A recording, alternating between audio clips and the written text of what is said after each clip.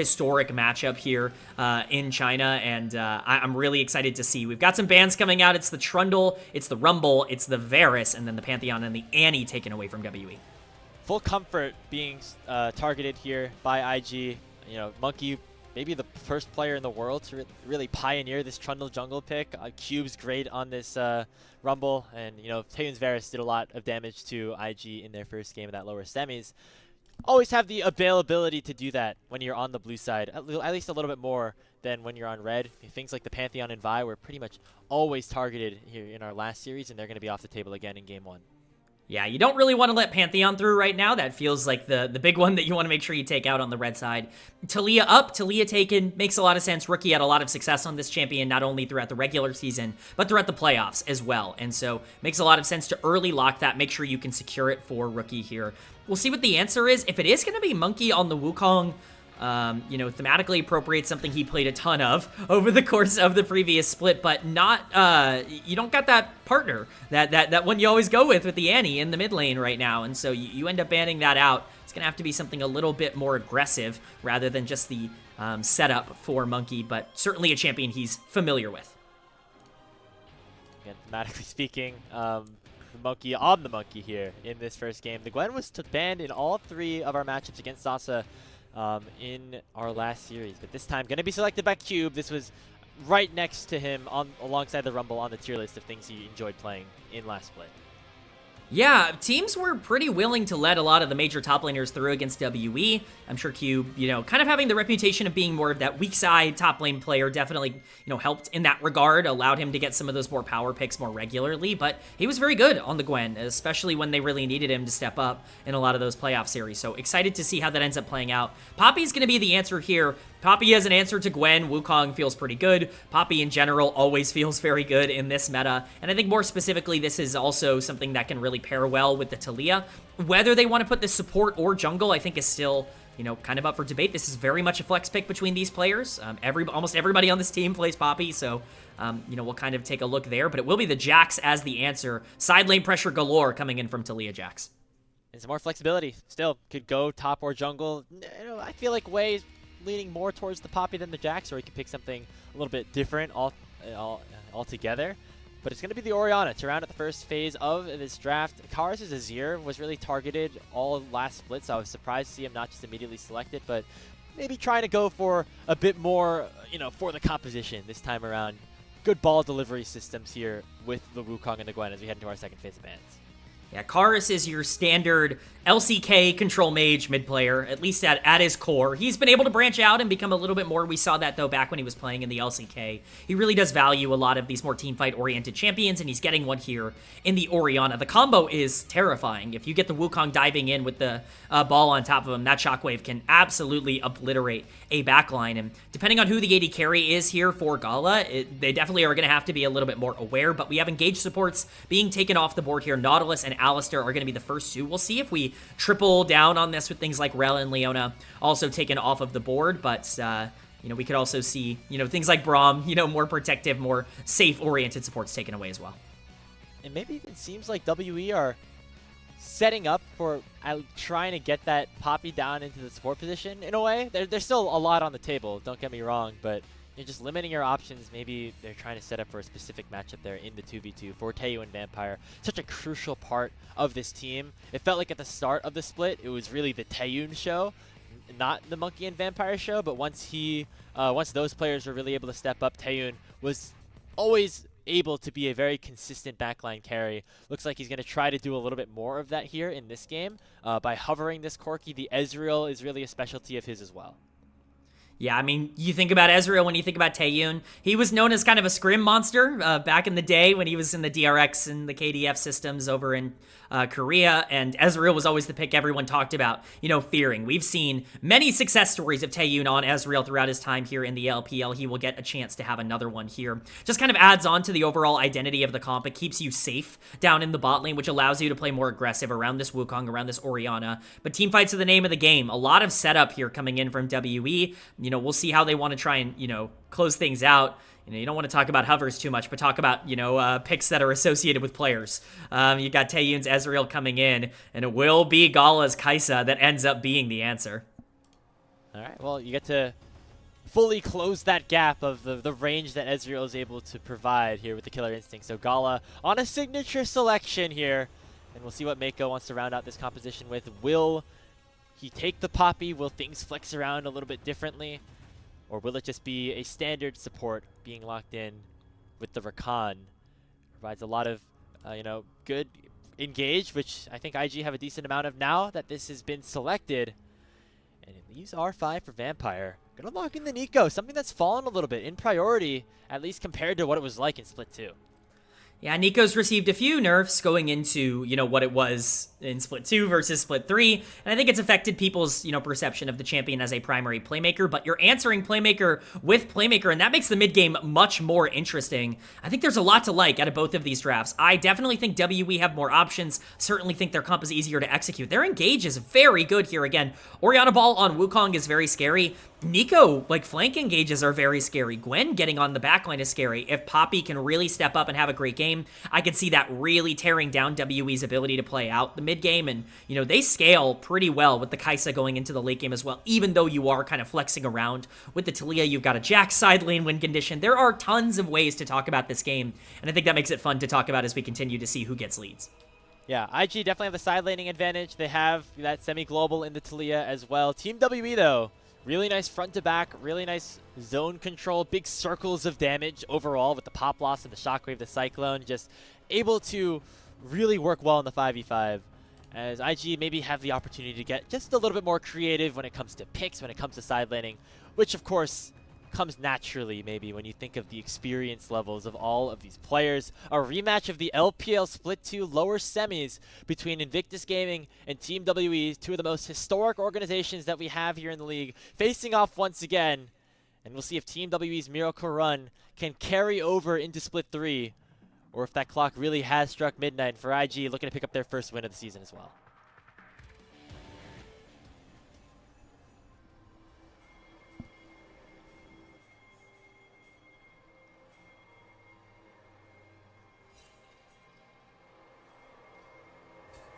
Oh, it's beautiful. Yes. There we go. In Xi'an, home of Team WE. But even so, the IG fans reign supreme. There are just some organizations that are maybe a little bit more popular here in the league, Kman.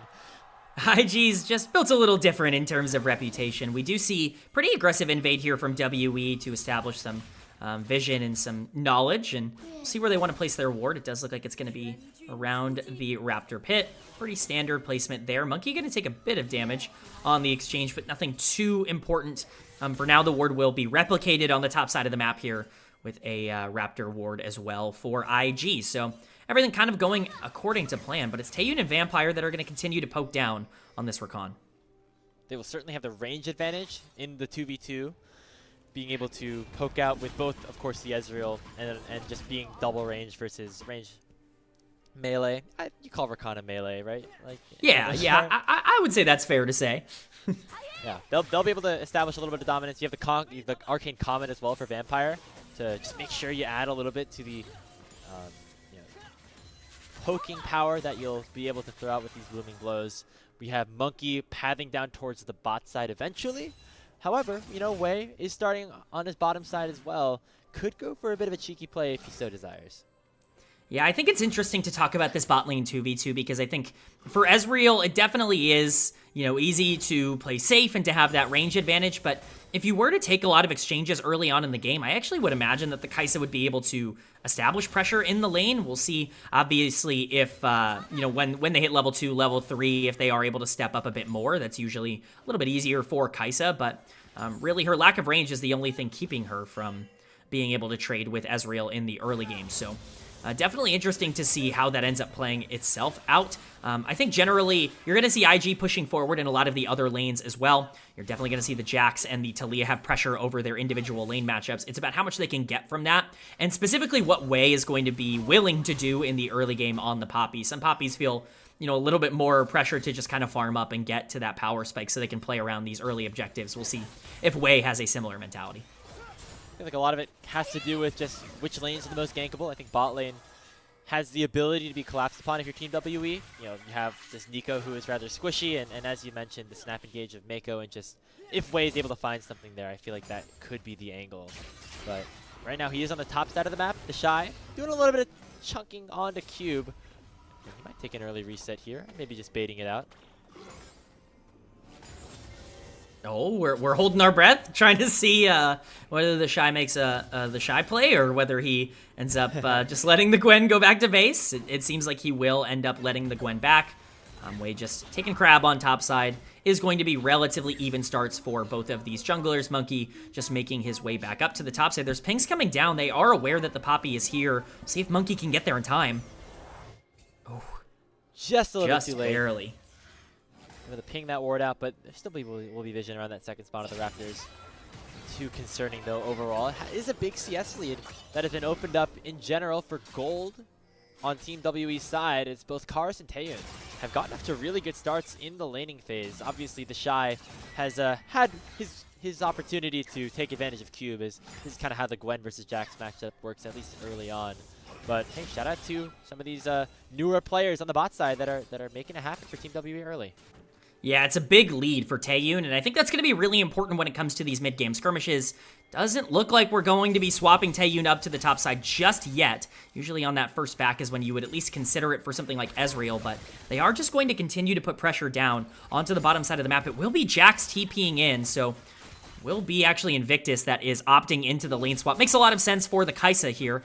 With the call being bought, but ping's coming down onto the Dragon, actually, for WE. We don't see this often in the LPL, but, you know, Dragon does spawn a considerable amount earlier than the Grubs do. If you want to put a lot of early tempo and pressure onto it, this could be a good setup for WE to do so. I mean, with your bot lane fully rotated up, I mean, they didn't necessarily know it yet, but Wei's farming his wolves up on the top side. WE should be able to take this for relatively free.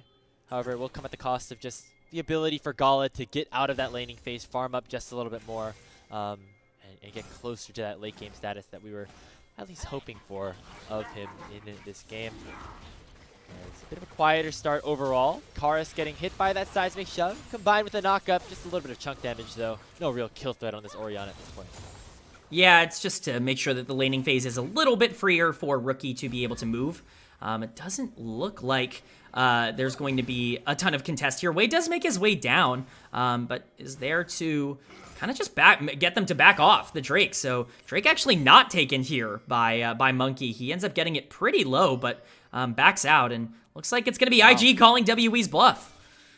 That's pretty surprising. I guess just not knowing where Wei is for the most part. Like, I mean, definitely could have been able to take that one, but nicely done by IG to deke him out a little bit, as TheShy is just kind of being annoying down here on the bot side. He really is not under any severe threat unless somebody like Karis comes down here. He's at least hovering around the area, but TheShy should be completely fine to farm this up.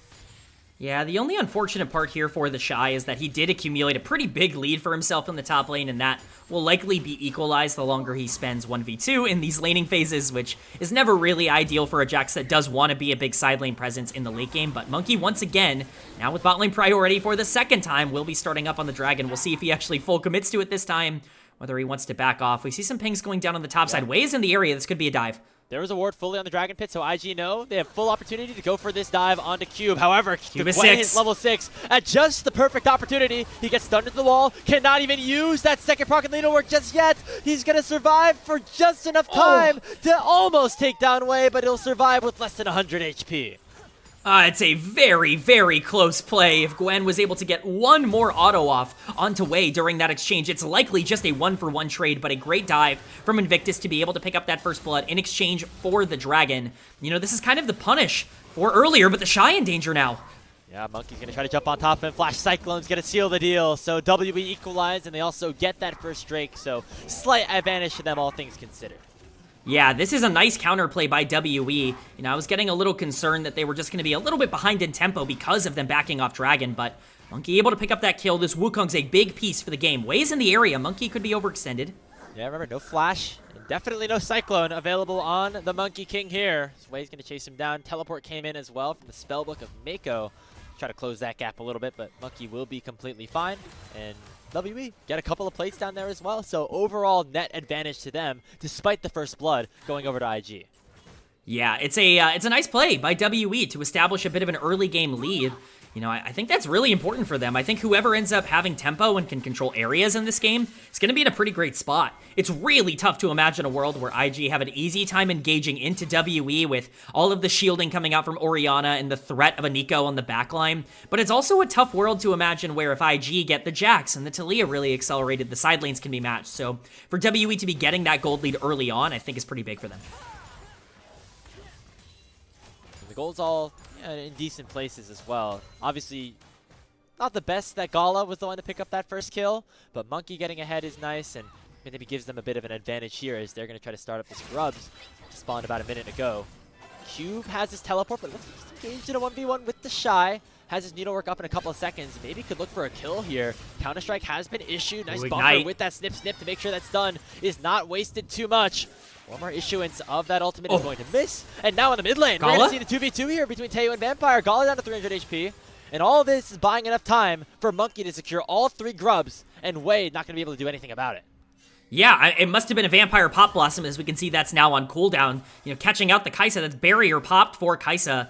That's actually a pretty big turning point there. Monki being able to grab all 3 grubs is huge for WE. IG's comp with grubs would be very, very dangerous to try to deal with. And so being able to deny that over from IG, being able to give yourself a little bit of side lane pressure for the Gwen and the Ezreal later on in the game is very, very big. And it's just, again, WE kind of winning across the map and getting a bigger and bigger lead. Yeah, nicely done by Vampire there in the mid lane. Again, a guy that was really criticized in 2024, maybe rightfully so, back on Invictus Gaming. But now, obviously, really growing into his own right. I feel like a lot of times you think about these players like, oh, this guy stinks, he's horrible. And then you remember, a Vampire's in his like 2nd or 3rd competitive year. He's 21 years old. He's still growing a lot as a player. Definitely got the opportunity to do that here on Team WE. And we're seeing him have some nice plays here in the mid lane now, maybe looking towards the bottom side as TheShy is also chunked out to 40%. Things going well for WE here in the early game. Yeah, you make a great point on Vampire. Let's remember why Vampire was even starting in the LPL last year. Meiko was set to be the starter for EDG as far as we were all aware, and then all of a sudden he's on top esports, and EDG needed support. They've got a young player in Vampire who has almost no competitive experience, and he's thrust into a pretty big situation very quickly, and yeah, it took him some time to adapt. He wasn't particularly good in his first rookie year, but this was a guy who had almost no competitive experience at any level before being a mainstay LPL player for one of the most historic organizations. And so, you know, the development that we've seen come along from him, clearly there was some promise that, you know, organizations like Invictus saw in him last year to be willing to take, you know, a chance on him. And, you know, his former mentor in Meiko, obviously on the other side of this matchup as well. It's so great how all this history lines up. And we got the... You know, obviously we have Kelsey on production, but you know, Kman knows, you know, your stuff too with all this, all these little like little rumors and stuff that get passed along throughout the years, and all the connections. I mean, IG and W had a lot of connections last split too with Monki and JJ. Obviously, Way kind of replacing that, but you know, Vampire and Meiko also sharing that relationship at least just a little bit. More skirmishing down here on the bottom side. Cube getting chunked to half, and now could be in some trouble as Way and Meiko are here. Try to collapse on yet another dive. It worked pretty well for them last time around. However, now Cube's a little bit stronger, but the heroic charge in is going to make sure that he cannot do anything to stop the inevitability of that dive. Yeah, the way to counter Gwen being immune is to just CC her until she dies. That's definitely the way to go, and that's what Poppy Rakan can do under the right circumstances. Once again, targeting the right threat here as the Gwen is very neutralized. Cube is in a very, very bad spot as this game continues to go forward. Not only is he already down 1k gold, but it's going to be difficult for him to start hitting his power spikes, and he's going to have to match this Jax in a side lane for most of the game. WE do have one weakness right now, and it is on the top side. But Taeyoon and Vampire are going to be collecting more gold here in the mid lane with some plates being picked up. A pretty big win for them. We'll see if they can transition that pressure into Dragon or whether or not they want to try and move it elsewhere. Yeah, you know, overall WE doing well for themselves. However, look quickly at the top side of the map. Invictus Gaming's advantage is towards TheShy. A lot of it is due to the fact that Cube really has been weak-sided and has dove twice in a row, but TheShy now with about a 25 CS lead could be big, although he's not here just yet with WE starting up this Infernal Dragon, kind of get themselves a 2-0 Drake lead.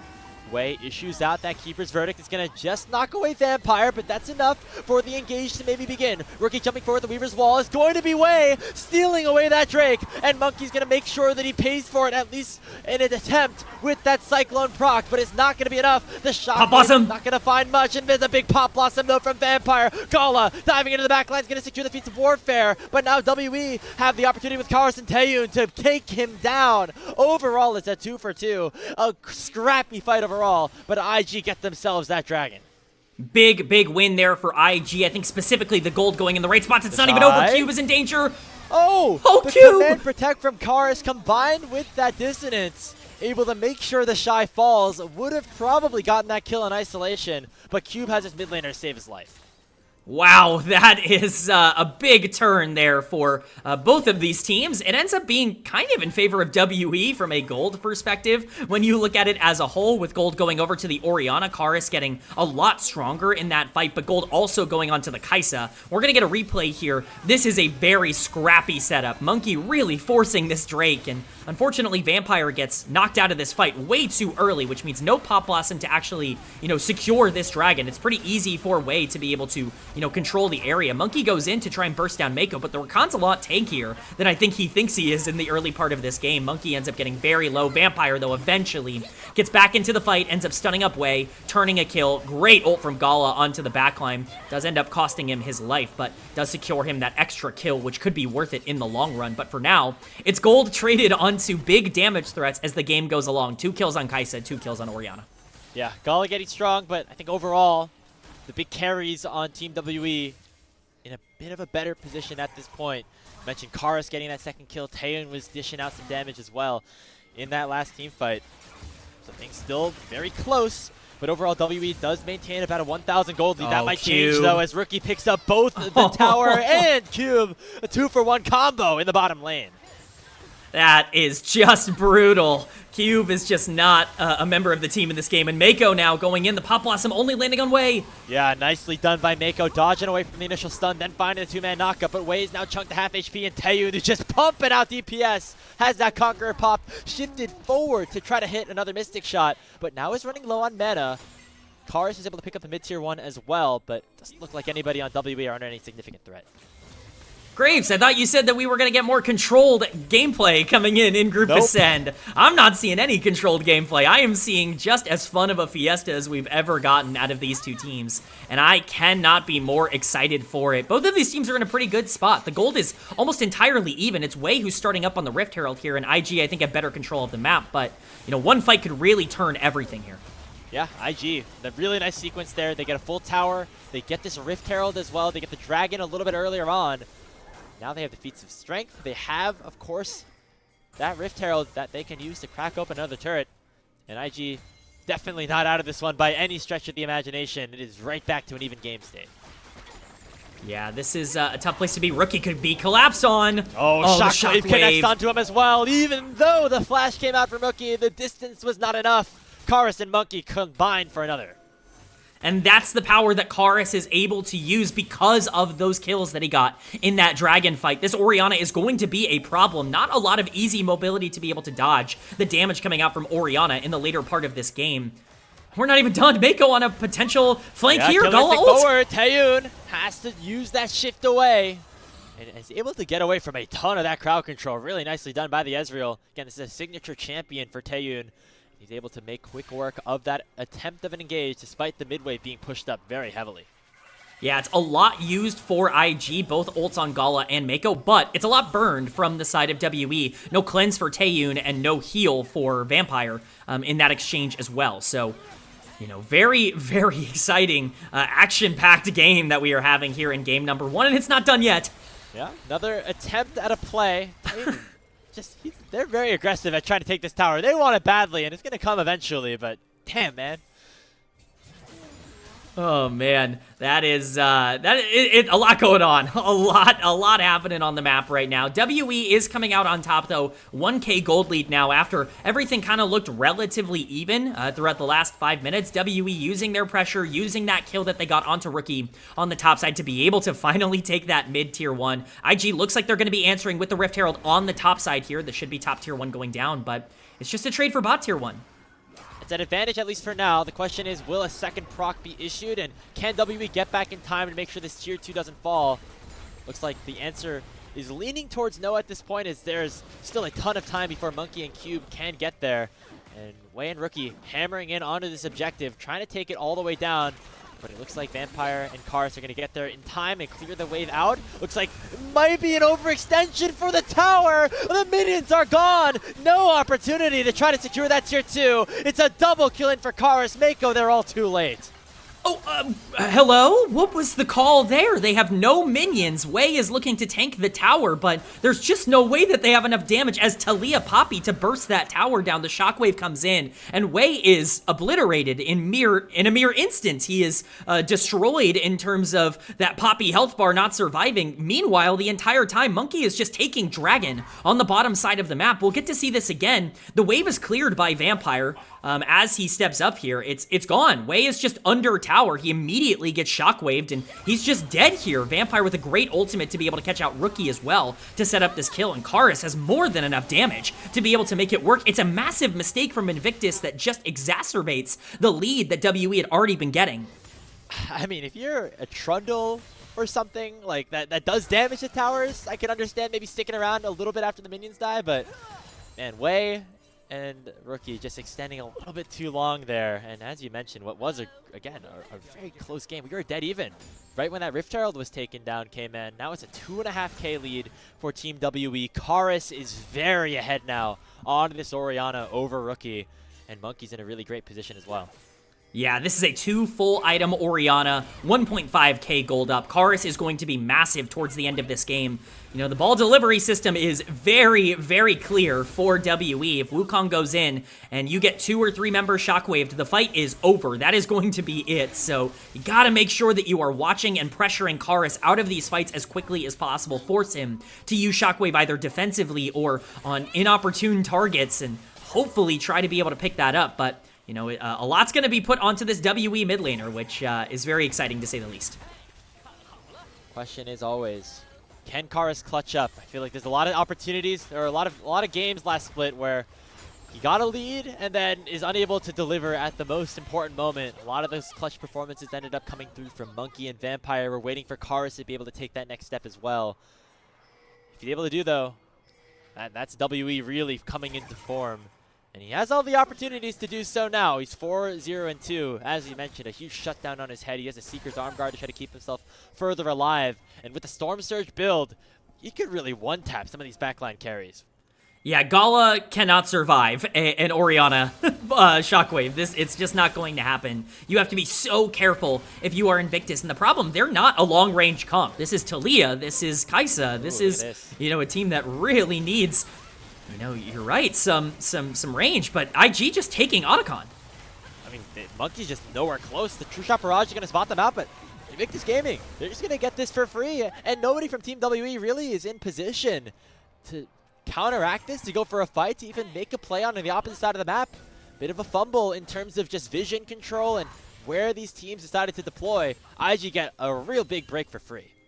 Yeah, that is a big mistake by WE. That's a free major objective going over to Invictus Gaming. Really heads up play from IG to realize, like, hey, Monki's on the top side. We've got this. Like, it's free.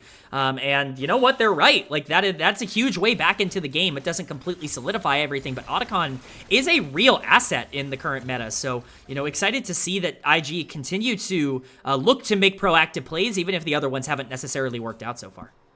The composition for IG, where it feels like a lot of the team fight is going to be pretty single target, right? Like, you're going to attack one person, then the other, and if you want to win like a full 5v5, like compared to maybe WE where you're hitting these big, massive AoE abilities. The death passive on the Otacon for IG going to be just a little bit more impactful as well, just helping get that snowball rolling in some of these fights.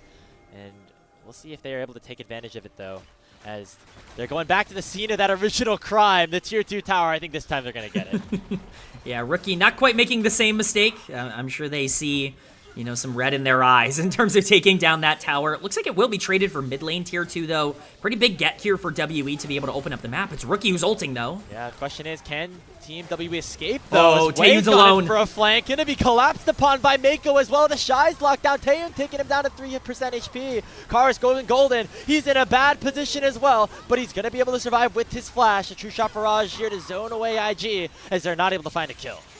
Yeah, it looks very dicey for WE. It looked actually very scary, but luckily using every resource they have, they're able to get out of there. Taeyoon burns his arcane shift to get over the wall, not realizing that TheShy is on a flank, so he has to flash out of there. He nearly gets taken down. The cleanse also very important, but ends up just being an aggressive play for IG that burns a lot of summoners on the side of WE. Question is, will those summoner spells be taken advantage of now that Taeyoon, Karis, both without flash, Taeyoon without his cleanse as well. A very vulnerable Ezreal now. If you're able to fully land some crowd control onto him, the dragon now spawned. It looks like IG still want to continue this fight. Meiko teleporting in with that spellbook and setting up battle lines already. IG gaining control of the pit. They have that mid lane cleared out as well, so they have a lot of time to maybe start this objective up. Yeah, Shockwave is not off of cooldown yet. This is going to be a difficult place to play for WE. IG are just bursting down this dragon. It's gone. It's gone. Yeah, and, you know, just the threat of Way, maybe sending somebody away with the Keeper's Verdict as well, gives them a little bit of hesitancy, and it means that WE now are going to try to just push IG away, but they do not feel confident enough to go for a full-on engage. Yeah, that's a huge win for IG. Once again, they're just getting an objective on the map basically for free, and WE, as a response, are pushing down mid, something they've done all game. They want this tower, but they're not going to be able to get it. They don't have the wave set up, and it's just IG coming out on top in a small exchange. And now, target is Taeyoon. No flash here on this Ezreal. He's able to shift away here from the damage of the Talia. Before any further crowd control can connect, Vampire is in that cannon mini form. He lands a Pop Blossom though on a 2, but it's going to be the Steadfast Presence that keeps one away. Meiko lands a knockup combined with a little bit of extra damage. Cube, though, is trying his best to lock down TheShy, who almost takes down all of WE by himself. Seismic Shove lands onto the Gwen. It's a double kill in for Gala, and IG go 2 for 1. It's a huge mistake from Vampire. He looks to try and find a 2-man Pop Blossom there, but he only lands on the 2 frontliners, on the Rakan, on the Poppy. Wade just died. Yeah. Barrage, by the way. Oh, yeah, sniped out by Taeyoon. Obviously, American Sniper coming out here for him. Jeez. At least he pulls something back from that play, but you know, we'll talk about it. It's just over-aggressive from Vampire to be able to, you know, try and feel like he can create a play there. And the moment that Meiko was like, oh, they're engaging on this, he can just re-engage. We're going to see it as IG are just kind of backing out here. But it's the 2 frontliners. You know, Vampire, it's nice to land ult down, but you can't burst the Poppy. You can't burst the Rakan. And that awesome knockup is really like a game breaker there. The Shockwave ends up going almost completely wide. I think it lands on no one in the fight, which is a huge turning point. And while there isn't a ton of damage on IG, like you noted, single target, it's really difficult to, you know, actually punish them if they go forward, if they are in such a good spot. So just ends up being a win. You were absolutely right there. True Shot Barrage coming through. The speed from Poppy W, not enough to be able to get out of there, but still a nice win for IG. Nice shot there by Taeyoon, getting at least one back, keeping it relatively even. A 2 for 2 it ends up being. But yeah, I mean, as you mentioned, the Shockwave from Karis didn't end up doing much. If he was trying to hit his own teammates, it actually would have been very effective, but instead not finding a ton there. And I think, you know, credit to TheShy as well. Huge counter-strike on the back end of that fight, really like allowing for his carries to get a little bit extra space. Scoreline's not looking too good right now, but he's having a very good time in the way these 5v5s are operating. Yeah, TheShy's always been very good on Jax. It's been one of his most successful champions. He just feels very comfortable on the pick, and you're right, he played the back end of that fight really, really well, but I really do want to highlight, you said this earlier on, Karis kind of known for maybe not performing perfectly in the back end of some of these games, even with the gold leads that he's been able to generate. And we're already starting to see signs of, okay, you're a 4-0-4 Orianna, you're the one with the big gold lead on your team. You know, what can you do with it? What do you want to do with all of that gold? And right now, still some major question marks surrounding whether or not he's going to be able to make the most of it. Looks like it's going to be a bit of a Baron dance, at least vision set up around the area, but it's a Talia wall coming in. Yeah, it's going to actually block out everybody on the side of WE. Pop Blossom, though, lands on a two-man seismic shove. Comes through, but finally the shockwave is in from Karis. It gets 2 kills back for Team WE, and now Cube with the teleport is trying to hunt down Gala. Needlework, though, not enough as Gala wins the duel. IG winning the fight. TheShy going to lock down Taeyoon and almost secure the ace. The leap strike goes forward. It finally comes through. All 5 of WE are gone. Cube is so late to that fight on the Gwen. He ends up teleporting just a few moments after the fight has really already been decided. Vampire tries to salvage as much as he can, but it's great spacing by IG to start the fight. Once again, every priority target is out of the way of the Pop Blossom. Nobody is getting locked up, and even with Karis landing a shockwave that was, pretty good in that fight, they just don't have the damage to break through if you don't have the lockdown for Gala, who's now 5-1-2 on this Kaisa. He's starting to take over the game, and it's becoming more difficult to imagine a pathway forward. This is a great start by Rookie, and we're going to see another big play from him later, but Wei tries to play into the wall. Once again, though, look at Gala's spacing. Look at Rookie's spacing. None of them are in the area. The seismic shove is ginormous from Rookie in this fight to completely turn things around, even with the shockwave coming through. Cube finally arrives, but he's not even able to 1v1 Gala at this point. With how little gold the Gwen has been able to get over the course of this game, eventually, TheShy is able to chase down Taeyoon, and now you're looking at a version of Invictus that's not just up in this game. They are in a commanding lead and, really should be able to take this one home. And they're picking up the pace again. There's some combos, but Wei might have gone a little bit too far forward. He already goes down, and Rookie might be in a precarious spot. But look at TheShy. Gonna immediately take down Vampire, and Gala will assassinate Cube in a 1v1 on the other side of things as well. Rookie's somehow still alive, even though he initially might have gone too far forward. It's gonna be a shove landing on a Taeyoon. He gets stunned up. He's still alive, but finally will drop 4 more for Team IG.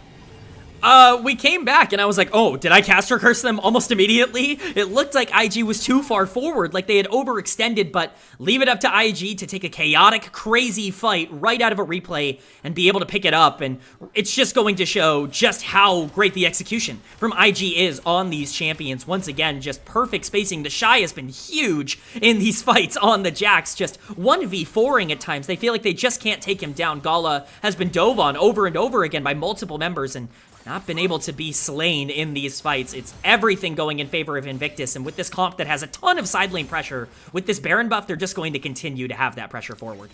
The side lane presence, the ability to target select here in these really chaotic team fights, just pristine. From Invictus Gaming, a roster full of veterans, full of international champions. They've done it at the highest of levels throughout their careers. And it looks like they're doing it here against the upstarts in Team WE, making it look a little bit more like that lower bracket semifinals if we get another look at how this one started.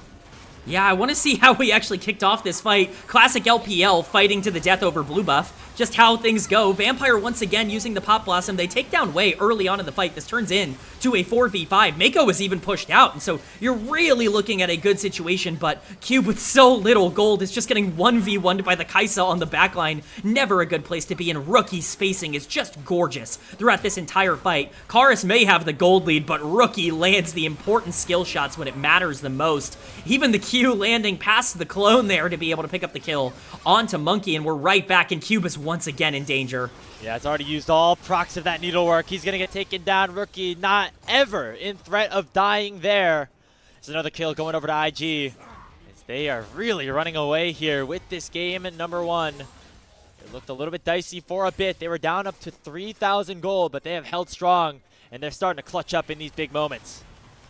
Yeah, it's just IG pulling away. It's the veteran experience. This is kind of familiar to game number 1 of that playoff series that they played a month or so ago, where, WE looked competitive, but they just didn't have the big plays in the big moments, and IG could be looking to set a trap for them here as well. We do see another 1v1 going down on the bot side, but not going to be a 1v1 for long.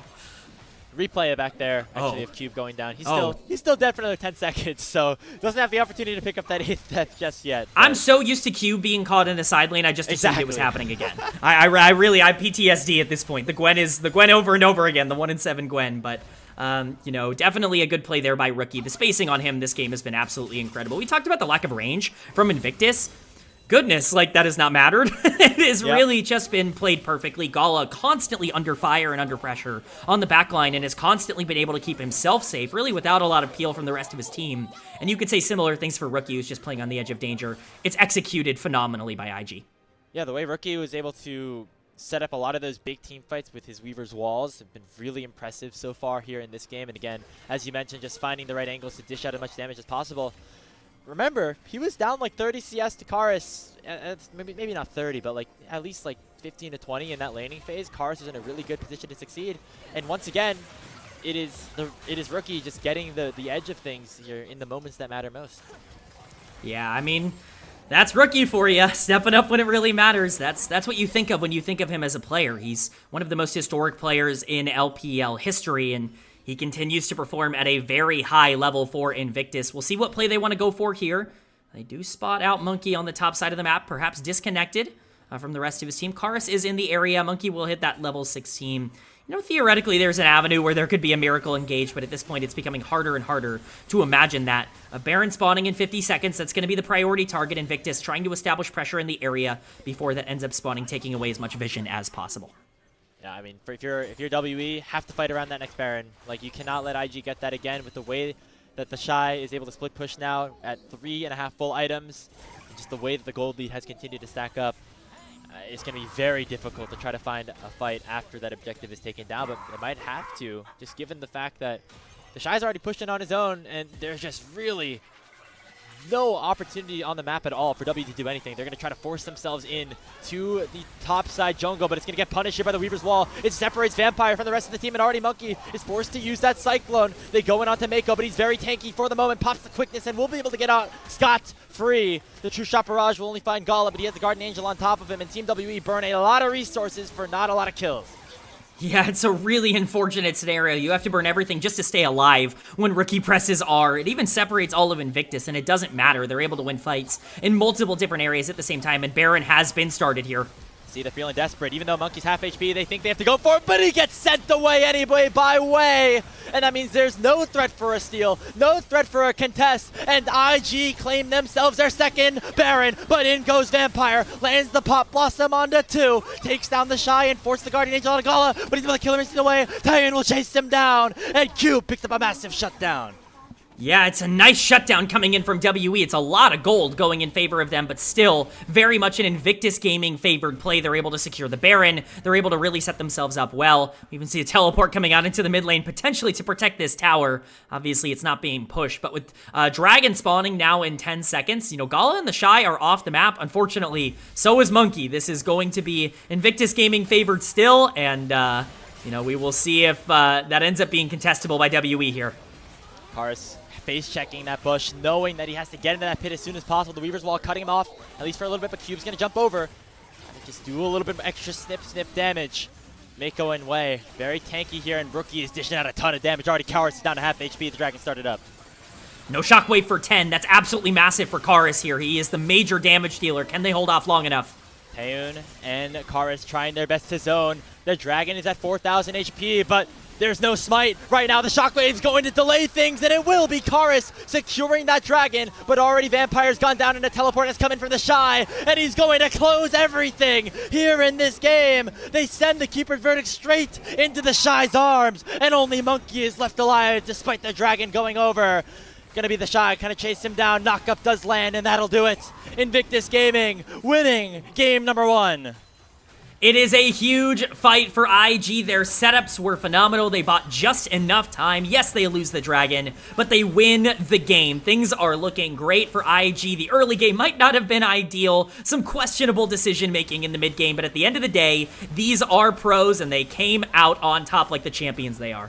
Proving, at least for now, that lower semifinals not a fluke. Invictus Gaming are up 1-0 in this series. Whew, crazy game 1, action-packed, everything we were looking for, right, Graves? We were looking for something a little bit more fun, and I think we got that. Really, really great stuff from, I would say, both of these teams. WE made some critical errors down the stretch of the game, but IG really forced a lot of those errors, and really, you got to give them a lot of credit for being able to step up. It was a team effort all around, and everybody really pulled their weight. Yeah, hey, W had some good moments at the start of the game. They were able to play the early game pretty well, getting Karis and Taeyoon into really good positions, but some of that veterancy just shined through. Here in this game specifically, the way they were able to navigate some of those team fights, very difficult to execute team fights around these major objectives. IG took a game that maybe should have been WE's and really made it their own. I mean, I'm just thinking back again to that 20-minute mark or so. Just immediately sending the Otacon, and that's where things really started to spiral for them. That was a huge mistake for WE. That could have been the game-losing mistake, and in fact, maybe was the game-losing mistake. You can't really be making plays like that when you're trying to beat a team like Invictus Gaming that is always going to be on top of the ball. And let's not forget that IG got themselves into that position. You talk about the two-man dive on the Tier 2 top lane that didn't end up going well. A couple of plays, couple of fights around Dragon that really did not end up working well either. Invictus certainly had things you want to fix, but really it was WE's macro and IG's macro in a positive way that ended up separating them. Yeah, and that ended up being the difference maker. Even though we said that WE's team fighting was good, IG were able to execute on it better. And when you look at player of the games, it has to be one of the soul laners in my eyes. Both of them played so well, whether it was TheShy, like just collapsing upon multiple members with counter strikes on this Jax, or just all the incredible Weaver's walls that Rookie was able to set up, combined with, I would imagine he was close to, if not having, the most damage in the game. Yeah, I mean, we'll have to see the damage charts. I certainly, off the eye test, would, put my vote in for Rookie. I think he really was phenomenal in that game in terms of being able to turn around what was not an ideal start for him. It wasn't exactly a bad one. He wasn't playing horrible, but, he was able to turn that around and ultimately, in my opinion, really show the strength of that Talia that we've seen get picked on B1 over and over again. And, some people kind of talk about, what does Talia do when you get to these late games? Like, where is the B1 prio that can take over games? This is where it's at, right? Like, this is what Talia looks like when piloted by somebody who can make her look like the best champion in the game.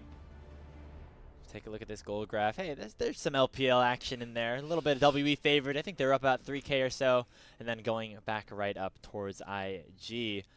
As this team, of course, they dropped their first series a couple of days ago on our opening day of the league to top esports. It's a very close series overall, but this time around, they want to make things a little bit different as we take a look at some of these highlights.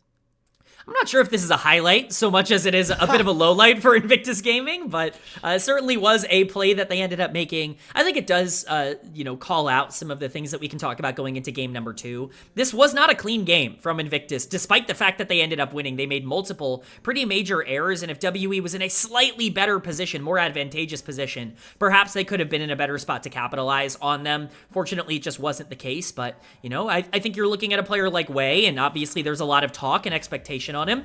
Not the cleanest of game ones from him on the Poppy. His early game was rather weak, and he was getting picked off first in a lot of these fights, regardless of if you think that was his role or not. Not getting the stun there on Vampire, as we saw, not necessarily his fault, just these small little plays. I think I'd like to see Wei kind of prove a little bit more like, hey, I can be a player that pushes this team forward. Same thing for Cube on the other side. You can talk about Cube really struggling on this Gwen to find any sort of impact. Taken out of the game early on by TheShy and Lame, never really finding his footing and constantly really just kind of, dying to Gala on the back end. Yeah, I mean, he was definitely weak-sided, but eventually there were definitely times where he could have played things out a little bit better here. It's like dying to Gala there is very unfortunate. It just seemed like overall, though, when you think about like the target selection in these fights, IG always were able to snap engage onto the right person at the right time. And whereas for WE, maybe just finding opportunities to pick up kills never ended up happening. A lot of these fights were decided by very low health bars on IG, but none of them ended up going down. Yeah, I think that's really the veteran experience that you talk about a lot, like the clutch moments. Somehow, some way, you always seem to find health bars that are low but not beatable on these really good teams. It just ends up working out like that. They know their limits so well, and I think specifically players like Gala and Rookie and TheShy, this game really stepped up. Meiko, I think, had a phenomenal game. Wei had a couple of huge ultimates in these fights to separate Monki or Vampire from the rest of his team. Yeah, there were a couple of huge plays. So, do you think this was planned? Right into Rookie, yeah, right back into the rest of his team for him to be able to take down. It certainly was a pretty cool play. I can't imagine that was going through his mind, but no, it was planned. Yeah, you always take the credit. He channeled it at just the right amount of time to make sure it landed right in there. Exactly. Yeah, nicely done here by IG. They claimed this first game, and Team WE, remember, they got swept by Invictus Gaming in that lower semis. The first game was the closest, but they definitely want things to look a little bit different this time around. Prove that they can still be that heavy hitter, that this split 2 was not just a random occurrence, that it was not a fluke of any sort, that this team does belong at the top of the table. There were definitely parts of that game that make you continue to believe that, but, you know, always a question as we are very early on still into the split 3 season. Rookie winning that player of the game, I think it was deserved. Yeah, I mean, the amount of seismic shoves or Weaver's walls on the backline of fights that separated the team, and just the damage coming out, most damage in the game, 189% damage per gold, like, just unreal stuff from Rookie, especially after how the early game went. For him to have that kind of performance in that moment, I think is really indicative of just why he's one of the greatest players in LPL history. Yeah, showing it that he still got it here in that first game. Him and TheShy, the champions from now 7 years ago, still performing at very good levels, getting that first win over Team WE as they hunt for another trip to an international competition. Will WE be able to bounce back, or will it be a repeat of that lower semis? We'll find out with the game number 2 draft coming up right after this on LPL English.